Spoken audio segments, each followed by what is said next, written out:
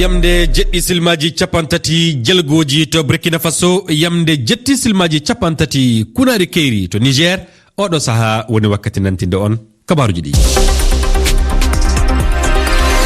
Abdoulaye Dikko.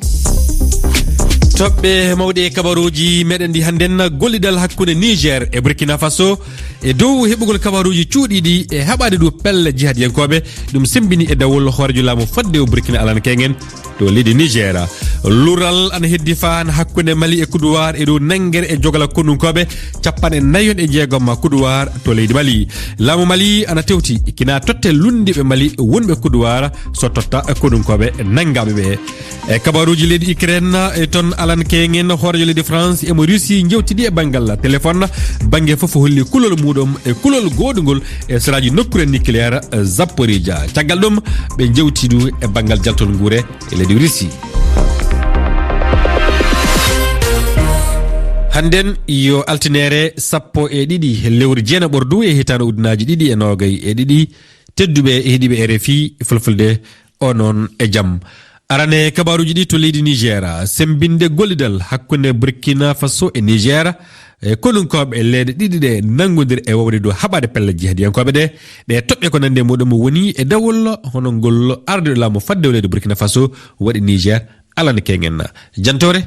Amina Joffo. Hoorejo leydi Burkina Faso colonel Paul Henri Damiba, hoorejo leydi Niger Bazoum Mohamed e jagorɗo kalfinaɗo fiyankoji leydi Hasmi Massaoudou e je e pottoy o. Doko e jewtidi ni konko o hoorejo leydi Burkina Faso yeso jeydiyankoɓe o haali hunde ɗume e kaldi konko e hoorejo leydi Niger Bazoum Mohamed. Mais vous savez que la question de eyi hoɗon gandi alhaali rafindenka gonka ka e nder keeri amen tati ɗi ko ɗum hunde jahnude min ko ɗum addi jaami jilloyimi hoorejo leydi Nigérie ngam min jewta min jurnito ƴewɗo alhaali gonɗo e nder keeri amen ɗi ngam min mbawa ha joni heɓande ɗum peeje no min kaɓori ɗum min guitta ɗum e nder ɗin keeri. On fait face au niveau de nos zones frontalières et trouver ensemble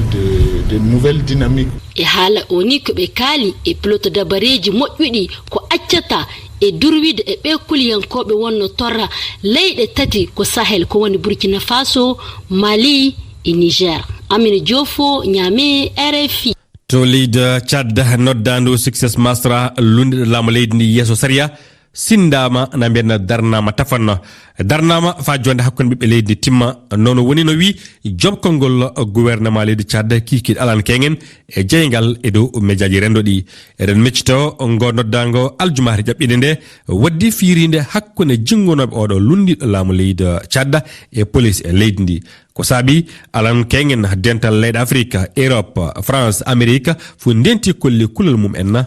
e jeygal. Hakkunde Mali e Koudoir fa han rafi faamu lural ana heddi hakkunde ɗe leyɗe ɗiɗi e bangal nangguere e jogala konnunkoɓe Koudoir 46 to leydi Mali gilla ko foti lebbi ɗiɗi. Ardiɗo Mali waɗi ɓataki aljumare ƴaɓɓinde nde e dow kabaru ɓeɗo konnunkoɓe caggal nde silmini jagorɗo Nigéria kalfinaɗo gollel hakkunde Nigéria e leyɗe goɗɗe ɗum Geoffrey Unyama.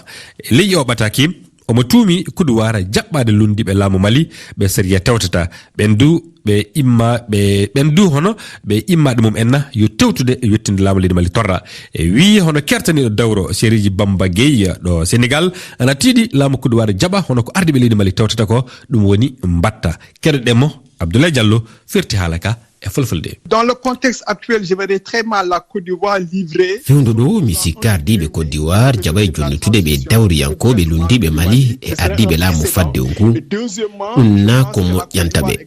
ɗimmum ɗum mi sikka kadi Côte d'Ivoire ko leydi jaɓayndi hirɓinede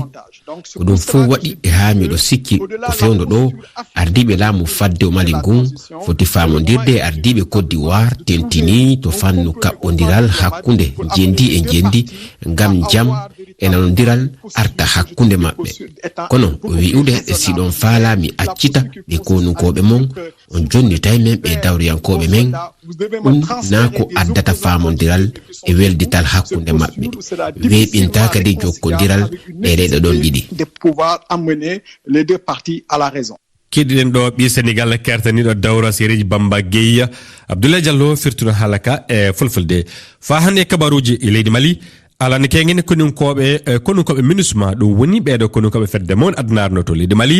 taton mbarmi caggal nde mobile mum ene yaɓɓi bombare tufade hakkunde Tumbuktu e beer funnangue leydi ndi nokkuji ɗiɗi e banggue e funnangue leydi ndi ɗeɗo goni nono woni no minusma windiri e jeygal e dow Twitter.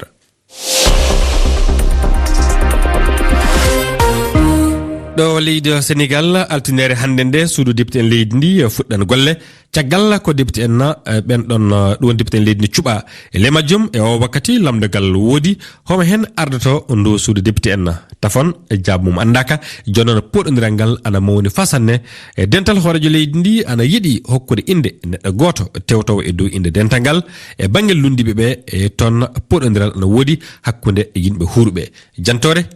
Ibrahim Nyanga. Suudu sardiji leydi Sénégal ma darne e jonde temedere e capanɗe jeegom e joyi députéɓe subaɓe kawtal Benno Bokk Yakar hayso tawi kewal mabɓe ustima kono noon ha joni kamɓe ɓuri hewde députéɓe sabu capanɗe jeetati e ɗiɗi députéɓe ɓe jogui e député goto mo tawtoyiɓe woni capanɗe jeetati e tati ɗum ɗon ni saabi ɓe pelliti ardinde Mimi Touré ngam o ardo e suudu ndu ngal ɗon kawral noon yiyaka taw e goomu yeewi askan wi sabu noon caggal Ahmed Aidara Barthélémy Diaz felliti wonde candidajo ngam ardade suudu sarɗiji ɗum ɗon ni tawtoyi landa PDS fedde lamdo kiddo mo leydi Sénégal Abdoulaye Wade suɓinoma Lamine Thiam ngam noon o wawa wonde candidajo e pelle lundiɓe so ɗum fof rendi noon koye dow luural ɓe jogori rendude e suudu sarɗiji ɗi sabu noon yeewi askan wi e wallu Sénégal ko ma ɓe ndindina ko ɓe dañi ɓe fuɗɗo ɗaminade ni laamade e ndun suudu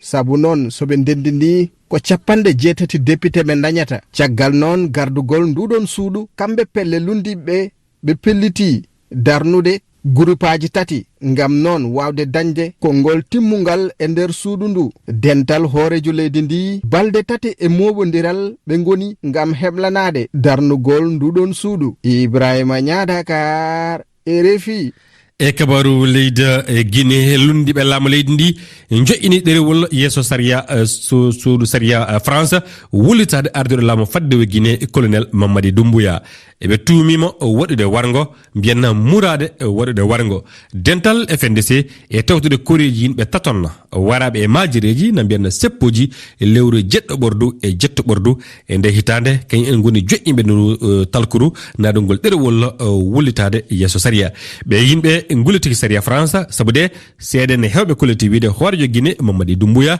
ana jogui ɗerewol jeyal France to leydi Ukraine e kabaru Ukraine mbiyeten hoorejo leydi France Emmanuel Macron e mo leydi Russie Vladimir Putin e kaldi na mbiyanna ɓe jokkodiri e téléphone alani kengen e ngal kaldal kanko Macron mo noddi Russie itta hono kala hono kaɓorɗe bonɗe ɗe tawa ana jogui e seraji nokkure nucléaire Zaporizhia fa bonanda wasa immade jantore Lobo Labajo. Kanko Emmanuel Macron o holli ko risinaɓe ɓe tetti diwal Zaporizhia e juuɗe Ukraine addi kulhuli e nden ka gollorgal nucléaire gongal to Zaporizhia noddi Russie nde ittata kaɓorɗe e joƴƴini e nden gollorde e windande galle hoorejo France andini ɗo e balɗe ko Macron ma o jokku yewtere makko e hoorejo leydi Russie hono noon ma o yewtit e hoorejo Ukraine e Raphaël Grossi hoorejo saldu fedde mawde adunaru alfinade nucléaire beele nanodiral ene heeɓe e hono gollorgal Zaporizhia ngal renirte ha wasa bonnede ko wona ɗum ko Macron e Putin kaldi kadi e caɗele guure teskaɗi e o saaha hoorejo Russie ene tuumi leyɗe Europe hadude guure ka yaltude faade e leyɗe pamere doole yiru Afrique e leyɗe Amérique kettude banggue worgo saabi jukkoje pawaɗi dow Russie ɗon noon kanko Macron o siftini jukkoje pawaɗi e ɗi leydi foof galda e ko remete walla ko hutorte e ndema o noddi Russie nde teddinta nanodiral ngal sifuno e Ukraine lewru jeeɗiɗo ɓuuri ƴaɓɓinu ndu beele leyɗe kanɗe hebde kan guure keɓaka a jarama Lobo Labajo o jarama onon du e heɗogol moɗon RFI fulfulde jokke heɗade e dow FF toɓɓere RFI e toɓɓere FR na e application pure radio mbawon du heɗade hettade e dow hello Facebook RFI fulfulde